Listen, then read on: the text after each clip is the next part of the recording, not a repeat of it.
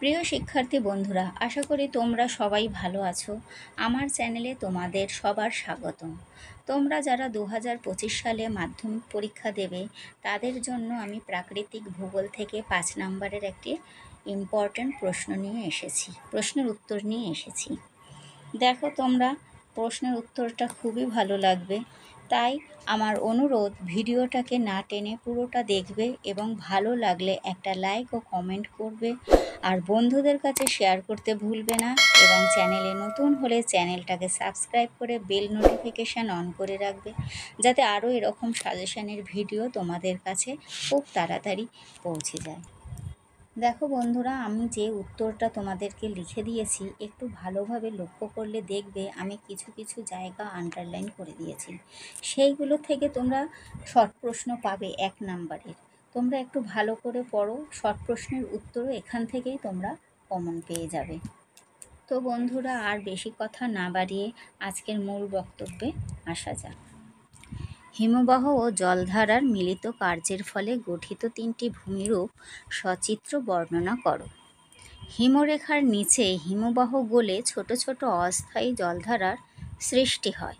এই সমস্ত জলধারা হিমজাত পদার্থগুলিকে বহন করে দূরবর্তী স্থানে সঞ্চয় করে। একে হিমবাহ জলধারা সঞ্চয় বলে। তারপরের এরকম বক্স করে পয়েন্ট করবে তোমরা। হিমবাহ ও জলধারার মিলিত কার্যের ফলে সৃষ্ট ভূমিরূপ নিম্নে আলোচনা করা হলো। 1 নম্বর পয়েন্ট দিয়ে এরকম বক্স করবে কালো পেন দিয়ে, বহিবিধৌত সমভূমি।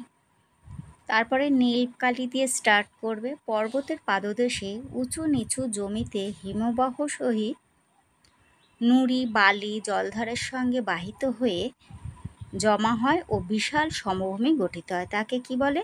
বহিবিধৌত সমভূমি বলে। তারপরে এসে যাচ্ছি আমরা বৈশিষ্ট্যে। 1 নম্বর হচ্ছে এটি একটি বিশাল সমতল ভূমি। 2 নম্বরে দেবে এর উপর অসংখ্য ড্রামলিন দেখা যায়। 3 নম্বরে দেবে মাঝে মাঝে এর গর্তে হিমবাহ গলা জল জমে হ্রদ সৃষ্টি করে। এরপরে কি তোমরা একটা এরকম ছবি দেবে, এরকম পয়েন্ট করে দেবে। পয়েন্ট করে ছবিটা এঁকে দিলে ছবিটা তোমরা একদম যে নিখুঁত সুন্দর করতে হবে এমন কোনো কথা নেই, কিন্তু পয়েন্টিংগুলো অবশ্যই দেবে, তাহলে তোমরা নাম্বারটা খুবই ভালো পাবে। তা উদাহরণটা দিতেই হবে। কানাডা, ইউএসএতে এগুলি দেখা যায়। তারপর 2 নম্বরে আমরা কি আসছি? কেম বা কেম মঞ্চ। অনেক সময় পার্বত্য হিমবাহের শেষ প্রান্তে হিমবাহ যেখানে গলতে শুরু করে সেখানে কাদা বালি নুড়ি ইত্যাদি সঞ্চিত হয়ে ত্রিকোণ করে যে ভূমিরূপ সৃষ্টি হয় তাকে বলে কি? কেম। হিমবাহ উপত্যকার 2 পাশে যখন কেম সৃষ্টি হয় তখন তাকে কি বলা হয়? কেম মঞ্চ। এবার বৈশিষ্ট্য লিখবে আর পাশে এইরকম একটা ছবি দেবে। আচ্ছা, বৈশিষ্ট্যে আমি কি লিখেছি দেখো, এগুলি দেখতে ত্রিভুজাকার হয়। আর 2 নম্বরে দিয়েছি এখানে জলধারার অবলুপ্তি ঘটে, এরকম ছোট ছোট করে পয়েন্ট দেবে বৈশিষ্ট্যে। 3 নম্বরে দিয়েছি এটি প্রায় ঢালহীন সমভূমি, আর নিচে চিত্র বলে কিন্তু অবশ্যই পয়েন্ট করবে। তারপরে উদাহরণ তো দিতেই হবে। উদাহরণগুলো দিলে কি হয় জানো বন্ধুরা? নাম্বারটা ভালো পাওয়া যায়। উদাহরণেই কিন্তু তোমাদের নাম্বার এসে যাবে। উদাহরণ কি? স্কটল্যান্ডে এইরূপ ভূমিরূপ দেখা যায়। তারপরে 3 নম্বরে আমরা কি এসছি? ড্রামলিন। ড্রামলিন শব্দের আক্ষরিক অর্থ ঢিবি।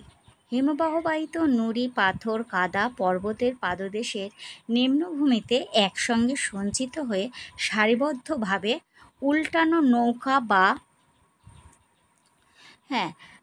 নৌকা বা ডিমের আকৃতির যে টিলা ছড়িয়ে থাকে তাকেই আমরা বলি ড্রামলিন। এই ড্রামলিনটা আবার 2 নম্বর প্রশ্ন আসতে পারে। এই রকম ডিমের ঝুড়ির মতো একটা চিত্র দিয়ে দেবে। কোনো স্থানে একসঙ্গে অনেক ছোট বড় ড্রামলিন গড়ে ওঠে এবং সমগ্র অঞ্চলটি ডিম ভর্তি ঝুড়ির মতো দেখায়। একে ডিমের ঝুড়ির ভূমিরূপ বলে। তারপরে লিখবে বৈশিষ্ট্য। এগুলি 30 থেকে 60 মিটার উঁচু হয়। 2 নম্বর পয়েন্ট লিখবে এগুলি দেখতে উল্টানো নৌকার ন্যায়। 3 নম্বরে দেবে এগুলি নুড়ি কাকড় পলি বালি সঞ্চিত হয়ে গঠিত হয়। উদাহরণে দিয়ে দেবে সুইৎজারল্যান্ডের আল্পস।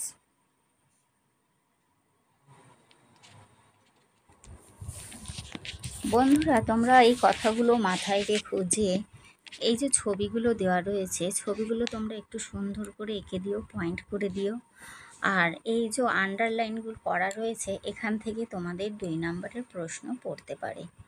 যেমন দেখো, ড্রামলিন কাকে বলে, 2 নম্বরের প্রশ্ন। ডিমের ঝুড়ির ভূমিরূপ কাকে বলে, এইরকম। এগুলো কিন্তু তুমি এই পয়েন্টগুলো লিখলে কিন্তু 2-এ 2 অবশ্যই পাবে। কারণ কি, দেখো একটা সাধারণ হিসাব, এই যে ড্রামলিনটা লিখলে তুমি দেখো হাফ পাচ্ছ, আর এই বৈশিষ্ট্য লিখলে হাফ পাচ্ছ, আর উদাহরণ লিখলে হাফ পাচ্ছ, আর ছবিটা দিলে হাফ পাচ্ছ, তাহলে তোমার 2 হয়ে গেল।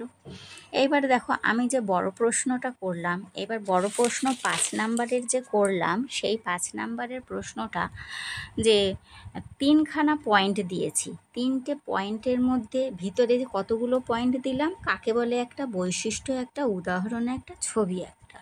তাহলে এবার 2-2 করে তোমরা পেয়ে যাচ্ছ। 2-2 করে পেয়ে গেলে কি হলো, তোমরা 6 পেয়ে যাচ্ছ। কিন্তু তোমাদের প্রশ্নে কি কত নাম্বার আছে, 5 নাম্বার আছে। তাহলে তোমরা হিসাবে তোমাদের মিলে যাচ্ছে, তো তোমরা 6-এর জায়গায় 5 যেহেতু প্রশ্ন আছে, নিশ্চয়ই 6 দেবে না, 5ই দেবে। তাহলে তোমরা 5-এ 5 অবশ্যই পাচ্ছ। তাহলে তোমরা আশা করি এইভাবে সুন্দর করে মুখস্থ করে লিখতে পারলে 5-এ 5 অবশ্যই পাবে।